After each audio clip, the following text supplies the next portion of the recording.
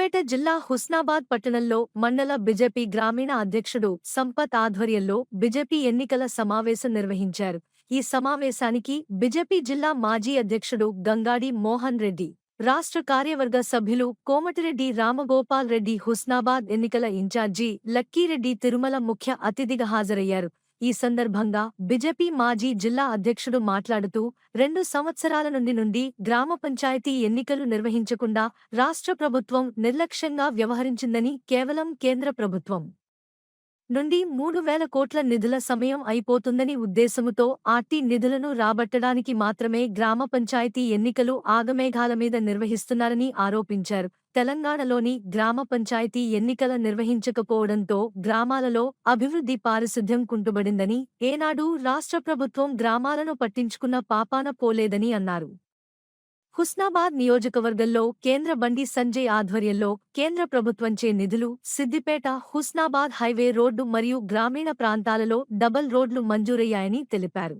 BJP కేంద్రంలో ఏర్పాటైన నాటి నుండి ఉచితంగా పేద ప్రజలకు బియ్యం అందిస్తుందని, అందులో కేజీకి 35 రూపాయలకు గాను 33 రూపాయలు కేంద్ర ప్రభుత్వం కేవలం 2 రూపాయలు మాత్రమే రాష్ట్ర ప్రభుత్వం ఇస్తుందని తెలియజేశారు. గ్రామాలలో వైకుంఠధామాలు నిర్మించిందని తెలిపారు. నియోజకవర్గంలో బీజేపీ పార్టీ అభ్యర్థులను ప్రతి గ్రామంలో, ప్రతి తండాలో, ప్రతి గ్రామ పంచాయతీలో బరిలో నిలుస్తారని, ఏకగ్రీవంగా బీజేపీ అభ్యర్థులను ఎన్నుకున్నట్లయితే అట్టి గ్రామానికి కేంద్ర ప్రభుత్వం నిధులు మంజూరు చేయిస్తారని కేంద్ర మంత్రి హామీ ఇచ్చారని తెలిపారు. గ్రామాలలో బీజేపీ సర్పంచ్ అభ్యర్థులను ప్రజలను కోరారు.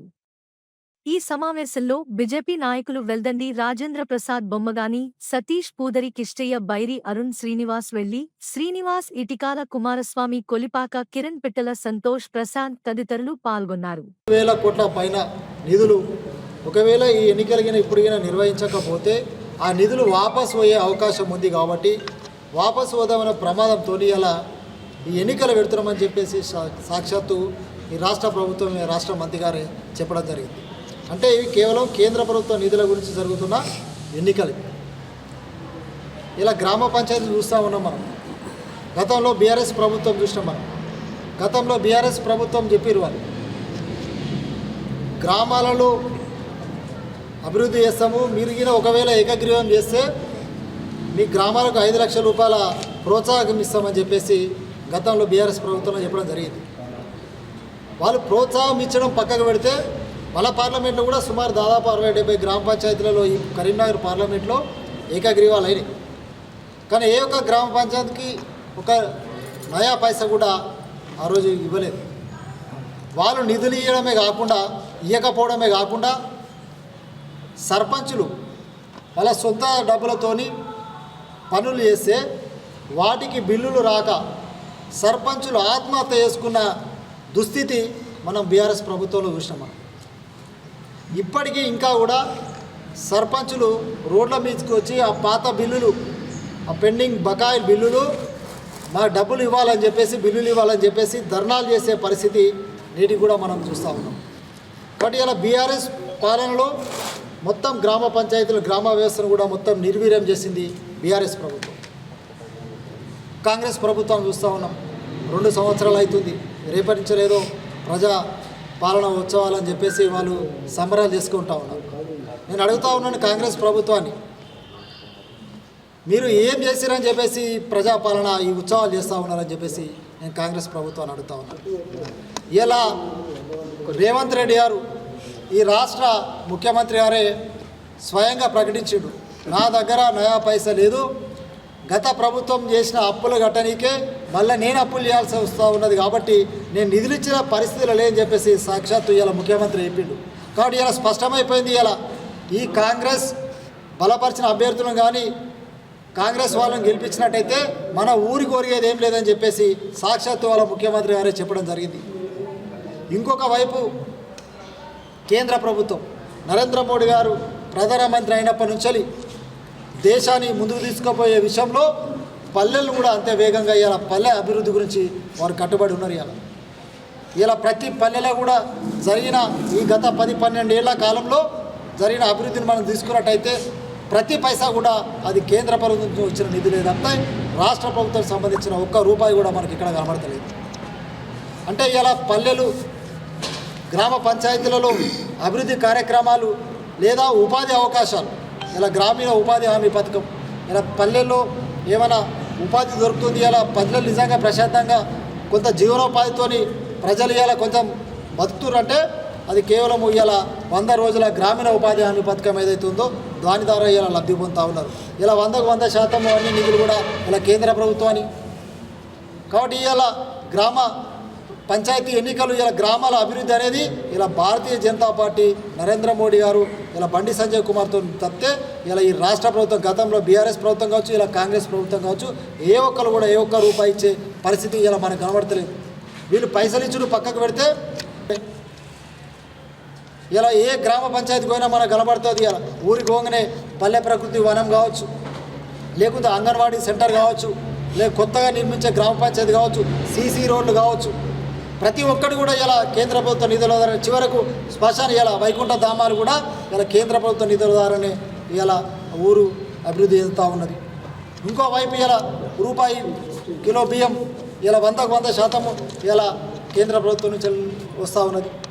ఈ విధంగా తీసుకున్నట్టయితే ఇలా ప్రతి విషయంలో ఇంకొక వైపు ఇలా కేంద్ర మంత్రి గారు ఇలా బండి సంజయ్ కుమార్ గారు వారు ఎంపీ అయినప్పటి నుంచి మొదటిసారి కానీ ఇప్పుడు రెండోసారి ఎంపీ అయిన తర్వాత కేంద్ర మంత్రి అయిన తర్వాత ప్రతి ఊరు కూడా ఇలా ఎంపీ ల్యాండ్స్ ఇచ్చి ప్రతి ఊరికి 5 నుంచి 10 లక్షలు, 15 లక్షలు, 20 లక్షలు ఇలా ప్రతి గ్రామానికి కూడా ఇలా వాళ్ళు నిధినిచ్చిన చరిత్ర ఇలా బండి సంజయ్ కుమార్ గారిది. ఎంపీ ల్యాండ్స్ ద్వారానే కాకుండా ఇలా సిఎస్ఐఆర్ నిధుల ద్వారా ఇలా మన హుస్నాబాద్ కాన్స్టిట్యున్సీలోనే ఇలా సింగిల్ రోడ్లను డబుల్ రోడ్లుగా మండలం నుంచి ఇంకో మండలానికి ఇలా హుస్నాబాద్కు కనెక్టివిటీ రోడ్లను ఇలా డబుల్ రోడ్లు అవుతున్నాయంటే ఇలా సిఆర్ఐఎఫ్ ఫండ్స్ ద్వారా. అదేవిధంగా ఇలా మన కళ్ళు ఎదుటే కనబడుతుంది ఇలా హైవే ఇలా మన హుస్నాబాద్ కానీ ఈ ప్రాంత వాసులకి ఇలా ఎంతో సౌకర్యంగా ఇలా 4 వరుసల ఏదైతే రహదారి జరుగుతుందో ఇలా 100% ఇలా కేంద్ర ప్రభుత్వ నిధుల ద్వారానే ఇలా మా పార్లమెంటు మెంబర్ ఇలా బండి సంజయ్ కుమార్ గారి కృషితోనే జరుగుతూ ఉన్నది. ఈ విధంగా ప్రతి విషయంలో కూడా ఇలా మొన్ననే చూసినా మనం హుస్నాబాద్కు ఇలా అదే కాకుండా ఇలా సిఎస్ఆర్ ఫండ్స్ తీసుకొచ్చి కూడా ఇలా హాస్పిటల్స్ విషయంలో కావచ్చు, హాస్పిటల్ను డెవలప్ చేసుకునే విషయంలో కావచ్చు, ఇలా మొన్ననే ఇలా చాలా విలువైన ఇలా ఎక్విప్మెంట్స్ కూడా మన హాస్పిటల్కి తీసుకురావడం జరిగింది వారు. అదేవిధంగా ఇలా స్కూళ్ళను అభివృద్ధి చేసే విషయంలో ఇలా పిల్లలకు ఇలా 10th క్లాస్ పిల్లలకు ఇలా హై స్కూల్స్ను మన ప్రభుత్వ పాఠశాలను గ్రామీణ ప్రాంతాల్లో చదువుకునే పిల్లలకు ఇలా వాళ్ళకు నాణ్యమైన విద్య అందాలనే ఉద్దేశంతో ఇలా వాళ్ళకు ఎగ్జామ్ ఫీజు కూడా ఆయన జీతం నుంచి కట్టిండు. ఇలా వాళ్ళకు సైకిల్ కూడా పంపిణీ చేసిండు. ఏ విషయంలో ఏ అవసరం వచ్చినా కూడా నేను ఉన్నానంటూ ఇలా ఈ ప్రాంత అభివృద్ధికి కృషి చేస్తూ ఉన్నాడు. కాబట్టి నేను మీ ద్వారా నేను ప్రజలను వేడుకుంటూ ఉన్నాను, దయచేసి భారతీయ జనతా పార్టీ బలపరిచిన అభ్యర్థులను మీరు నరేంద్ర మోడీ గారి సంజయ్ గారు బలపరిచిన అభ్యర్థులను భారతీయ జనతా పార్టీ అభ్యర్థులను ఇలా గుర్తులుండే ఇందులో. కానీ అందరూ కూడా రాజకీయ పార్టీలు అందరూ కూడా తమ అభివృద్ధిని నిలబెడతారు. కాబట్టి ఇలా నేను ఒకటే స్పష్టంగా చేస్తూ ఉన్నా, మీ ద్వారా ప్రజలను కోరుతా ఉన్నా, ఇలా మన గ్రామాల అభివృద్ధి కావాలంటే మీరు ఈయన ఏకగ్రీవ సర్పంచ్ని భారతీయ జనతా పార్టీ అభ్యర్థిని ఏకగ్రీవంగా ఎన్నుకున్నట్టయితే 10 లక్షల రూపాయల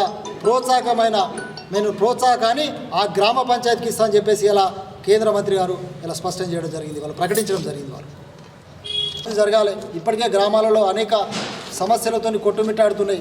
కాబట్టి ఇలా భారతీయ జనతా పార్టీ అభ్యర్థులను మీరు గెలిపించినట్టయితే ఖచ్చితంగా మన గ్రామాలను అభివృద్ధి చేసుకునే విధంగా ఇంకా ముందుకు సాగే అవకాశం ఉంటుంది. కాబట్టి ఇలా నరేంద్ర మోడీ గారు సంజయ్ గారు వారు తెచ్చే నిధుల విషయంలో కావచ్చు, లేకపోతే ఈ నిధులను పక్కదారి పట్టే విషయంలో కావాలి, ప్రతి విషయంలో కూడా జాగరూకతతో మన గ్రామాన్ని అభివృద్ధి చేసుకునే విషయంలో మనకు తోడ్పాటు ఉంటుంది. కాబట్టి భారతీయ జనతా పార్టీ బలపరిచిన అభ్యర్థులను దయచేసి మీరందరూ కూడా వాళ్ళని బలపరిచి గెలిపించాలని చెప్పేసి మీ ద్వారా నేను ప్రజలకు వేడుకుంటున్నాను.